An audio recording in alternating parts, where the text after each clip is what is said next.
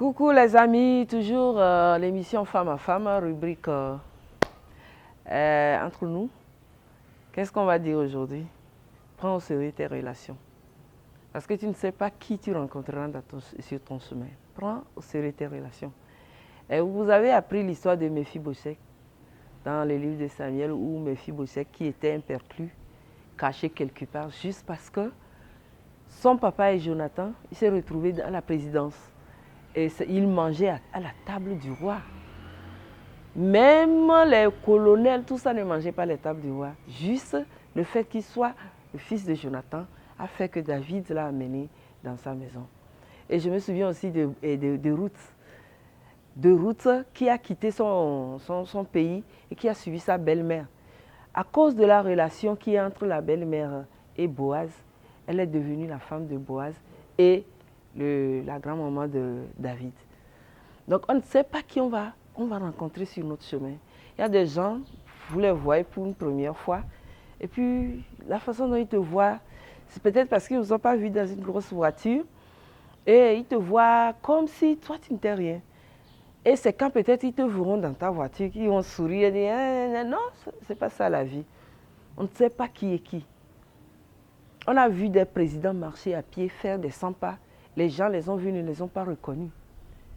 Et juste quelque chose est tombé, et il y a quelqu'un, il avait laissé quelque chose tomber, il y a un jeune homme qui l'a vu, il a pris la chose, a couru, il lui a donné ça. Aujourd'hui, il travaille à la présidence. Et puis, même lorsque nous sommes dans les fiançailles, ce n'est pas parce que le frère t'a aimé, et le frère est venu vers toi, et le frère a dit, je vais t'épouser, c'est fini. Ça te donne tous les droits de faire tout ce que tu veux. C'est de même que les sœurs. C'est-à-dire parce que la sœur a accepté t'épouser et tu fais tout ce que tu veux. Hein, tu fais monter ta famille sur elle. C'est-à-dire, tu fais tout pour qu'elle ne soit rien. Tu ne te sens pas obligé de lui rendre compte parce que c'est un vaurien. Ça ne se passe pas comme ça. Demain, cette dame peut te sauver dans quelque chose. Même ton camarade de classe, d'antan, que tu as rencontré, ce n'est pas parce qu'il n'a pas encore du boulot. Et que toi, peut-être, tu vends quelque chose ou bien tu travailles quelque part dans une agence et tu as ta moto, tu le vois à pied et tu le négliges.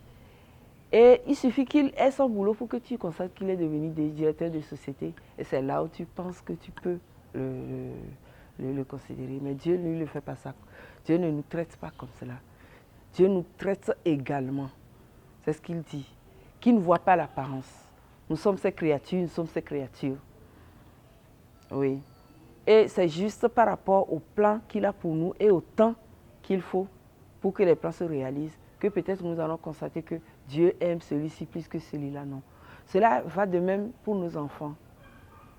Aimons nos enfants équitablement. Ce n'est pas la peine de dire que cet enfant, je l'aime, cet enfant. Souvent, c'est les enfants négligés qui deviennent de grandes personnalités. C'est les enfants négligés par les parents qui deviennent de grandes personnalités, qui s'occupent des parents.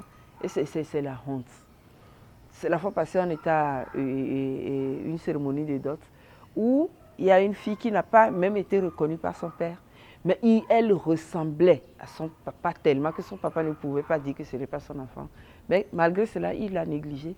Et l'enfant, de bon âge en bon âge, s'est retrouvé dans la maison d'un ministre. Et la dame, la femme du ministre, l'a récupérée. C'est-à-dire l'a adoptée, elle est restée là-bas jusqu'à ce qu'elle ne trouve à se marier. Et le ministre dit non, comme ton papa est vivant, va le chercher, dis-lui que tu lui as pardonné parce que tout le monde sait que c'est ton papa. Et c'est ce qu'elle a fait avec toutes les larmes de ce monde. Et elle est allée et elle a fait la paix. Le jour où on devait faire la dot, mais le papa ne pouvait pas lever la tête. Elle ne pouvait pas lever la tête. Quand on dit, tu as dit, ah, et comme c'est lui, son papa demandait tout ce qu'on lui faisait, il ne pouvait pas répondre. Donc la vie nous réserve des surprises. Prenons soin de nos relations. Respectons-nous, respectons tout le monde. Même ton employé, respecte-le. Tu ne sais pas ce qu'il sera demain. Que le Seigneur nous aide. Même les bonnes que nous avons, les domestiques que nous avons, prenons soin de ces domestiques. Nous ne savons pas pourquoi Dieu a voulu que ces domestiques soient avec nous. Respectons-les. Merci.